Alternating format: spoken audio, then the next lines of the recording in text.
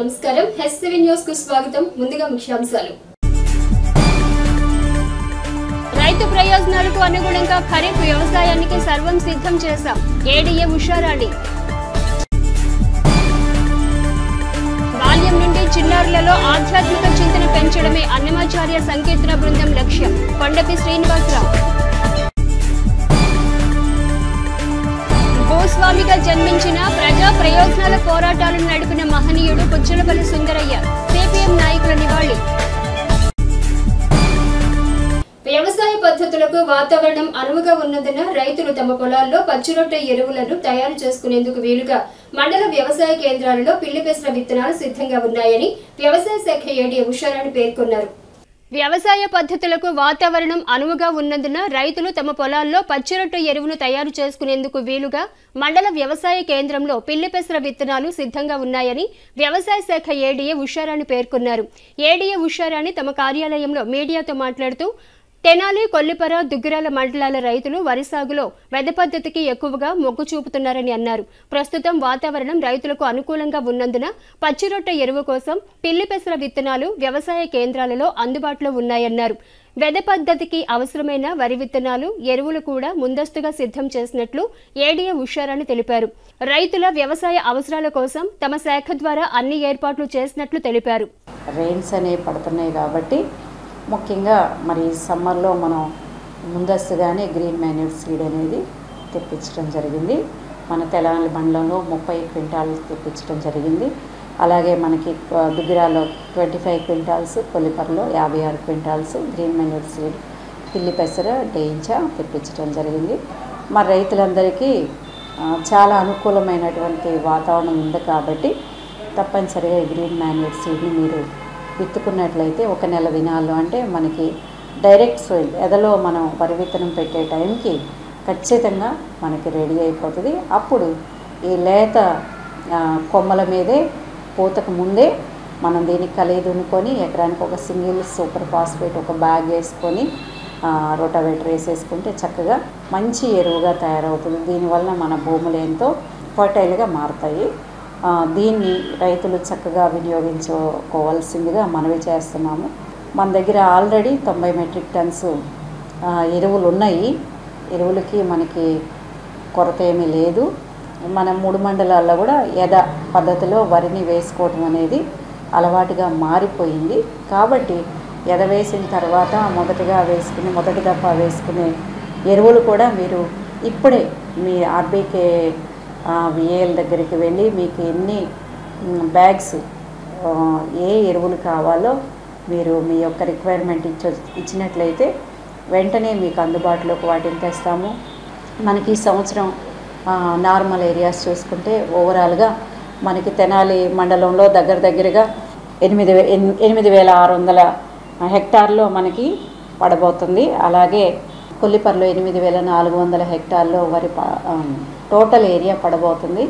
అలాగే 10,200 హెక్టార్లో normal areas Duggirala మండలంలో మనకి అన్ని రకాల పంటలు పడబోతున్నాయి. కాబట్టి మరి తప్పనిసరిగా ఈసారి కూడా మీరు అందరూ కూడా మరి పంట వేసిన వెంటనే పంట నమోదు కార్యక్రమాన్ని చేపట్టి ఎటువంటి ఇబ్బందులకి మీరు గురి కాకుండా చక్కగా ఈ అవకాశాలన్నింటినీ వినియోగించుకోవాలని నేను మనవి చేస్తున్నాను. ఆశిస్తూ ఈ సీజన్ మీకు మాకు మనందరికీ చాలా బాగా ఉండాలని కోరుకుంటూ ఆర్యవైశ్యుల ఇలవేలుపు శ్రీ వాసవి కన్యకా పరమేశ్వరి అమ్మవారి జయంతోత్సవాలు రథోత్సవ శోభాయాత్రతో ఘనంగా ముగిశాయి. ఆర్యవైశ్యుల ఇలవేలుపు శ్రీ వాసవి కన్యకా పరమేశ్వరి అమ్మవారి జయంతోత్సవాలు రథోత్సవ శోభాయాత్రతో ఘనంగా ముగిశాయి. ఈ నెల 16వ తేదీ నుండి ప్రారంభమైన వాసవిమాత జయంతోత్సవాలు బోస్ రోడ్లోని శ్రీ వాసవి కన్యకా పరమేశ్వరి అమ్మవారి ఆలయంలో విశేష పూజలతో సాంస్కృతిక కార్యక్రమాలతో ఘనంగా నిర్వహించారు. సామూహికంగా మహిళా భక్తులు కుంకుమార్చన పూజలలో పాల్గొనగా అమ్మవారి జన్మదినోత్సవ వేళ ఆలయ అర్చకులు విశేష పూజలు, అభిషేక పూజలు నిర్వహించారు. శనివారం రాత్రి నిర్వహించిన గ్రామోత్సవ శోభాయాత్రలో ఆర్యవైశ్య సంఘీయులు, మహిళా భక్తులు విశేష సంఖ్యలో పాల్గొన్నారు.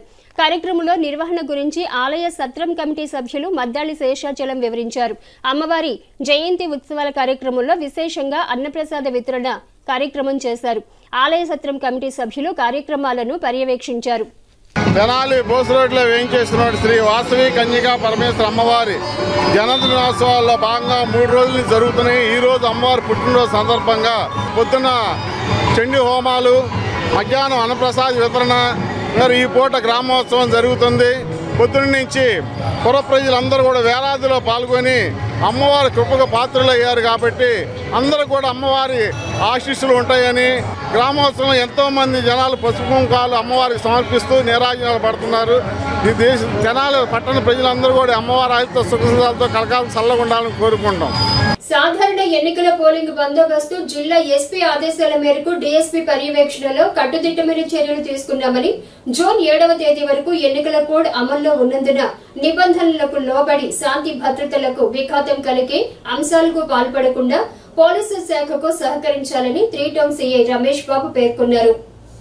సాధారణ ఎన్నికల పోలింగ్ బందోబస్తు జిల్లా ఎస్పీ ఆదేశాల మేరకు డీఎస్పీ పర్యవేక్షణలో కట్టుదిట్టమైన చర్యలు తీసుకున్నామని, జూన్ 7వ తేదీ వరకు ఎన్నికల కోడ్ ఉన్నందున నిబంధనలకు లోబడి శాంతి భద్రతలకు విఘాతం కలిగే అంశాలకు పాల్పడకుండా పోలీసు శాఖకు సహకరించాలని 3 town CI yes Ramesh Babu పేర్కొన్నారు. ఆదివారం సీఐ రమేష్ బాబు మీడియాతో మాట్లాడుతూ సాధారణ ఎన్నికల కౌంటింగ్ జూన్ 4వ తేదీన నిర్వహించనున్న నేపథ్యంలో పోలీసు శాఖ పరంగా 144 సెక్షన్ 30 అమల్లో ఉన్నందున ప్రజలు నిబంధనలకు అనుగుణంగా నడుచుకోవాలన్నారు. పెట్రోల్ బంకుల వారు బాటిల్స్ లో పెట్రోల్ విక్రయించరాదన్నారు. బాణాసంచా విక్రయదారులు బాణాసంచా విక్రయాలు చేయరాదని తెలిపారు. రాజకీయ పార్టీల వారు ఫలితాలు వెలువడిన వెంటనే ర్యాలీలు, ఊరేగింపులు నిర్వహించరాదన్నారు. ఇందుకు ఆర్ఓ అనుమతులు ఉండాలన్నారు. సోషల్ మీడియాలో రూమర్లు క్రియేట్ చేసిన వారిపై కూడా చర్యలు తీసుకోవటం జరుగుతుందన్నారు. కౌంటింగ్ రోజున 3 టౌన్ పరిధిలో పికెటింగ్ ఉంటుందని, అదేవిధంగా పట్టణమంతా పోలీస్ పికెటింగ్ ఉంటుందన్నారు. సార్వత్రిక ఎన్నికలు అంతా సజావుగా ఎలక్షన్ కమిషన్ ఆధ్వర్యంలో నడపబడినవి. వీటికి సందర్భంగా మా ఎస్పీ గారి ఆదేశాల మేరకు మా డిఎస్పీ గారు పర్యవేక్షణలో తెనాలి సబ్ డివిజన్లో చాలా చక్కగా కట్టుదిట్టమైన ఏర్పాటు చేయడం జరిగింది. ఎన్నికలు అనంతరము మనము కొన్ని రూల్స్ అండ్ రెగ్యులేషన్స్ ప్రతి ఒక్కరూ ఫాలో కావాల్సిన ఆవశ్యకత ఉంది. ముఖ్యంగా పెట్రోల్ బంక్స్ ఉన్నాయి మన దగ్గర.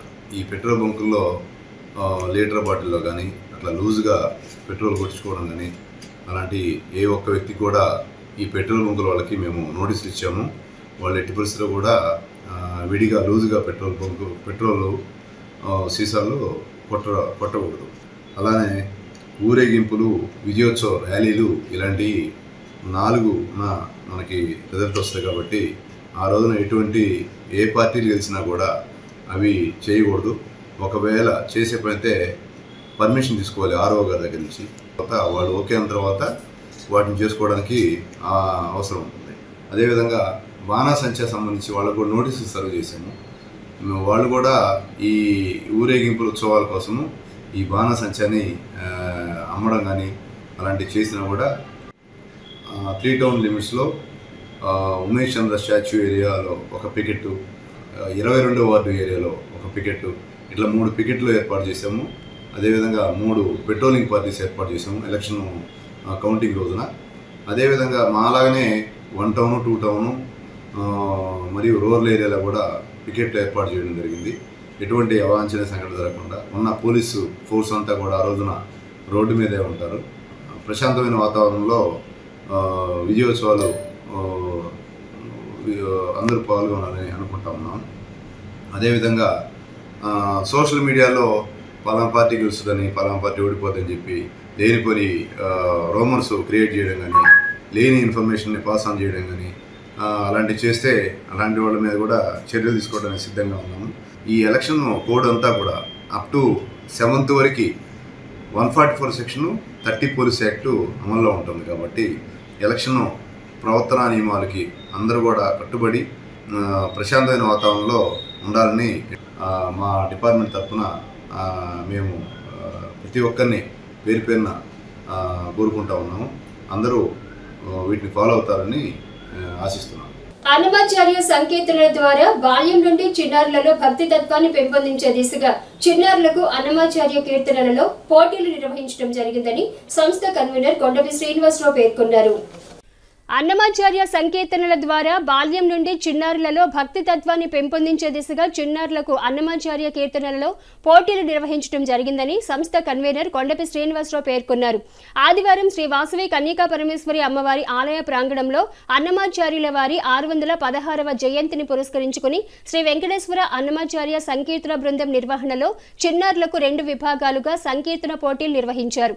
జూనియర్స్ విభాగంలో 52 మంది, సీనియర్స్ విభాగంలో 60 మంది పాల్గొనగా All India Radio announcer, news assistant editor, music diploma teacher KN Purnachandran న్యాయ నిర్ణేతగా వ్యవహరించారు. కార్యక్రమ ప్రాధాన్యతను సంస్థ కన్వీనర్ కొండపి శ్రీనివాసరావు మీడియాకు వివరించారు. కార్యక్రమంలో కొండపి వసుంధర, లక్కరాజు కనకదుర్గ, అందె బాలచంద్రమౌళి, పెరవలి వంశీకృష్ణ, కారంపూడి రమాదేవి, వేరంశెట్టి లక్ష్మీ రజని, బి శాంతి, అందె రాజేశ్వరి తదితరులు పాల్గొన్నారు.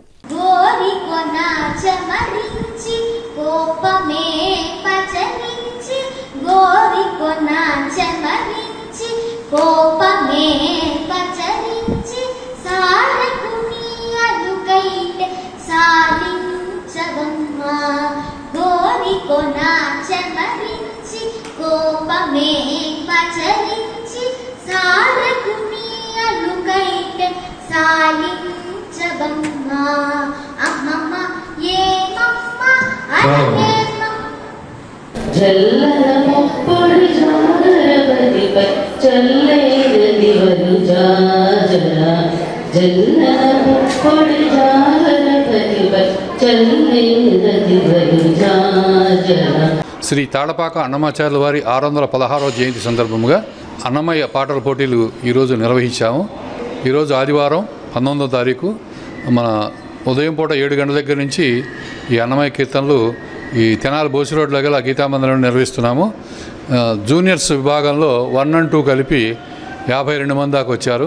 అలాగే సీనియర్స్ విభాగంలో 1 and 2 కలిపి 58, 60 మంది దాకా వచ్చారు. ఇది కేవలం అన్నమాచార్య కీర్తనల ప్రచార నిమిత్తం చేస్తున్నాం మేము.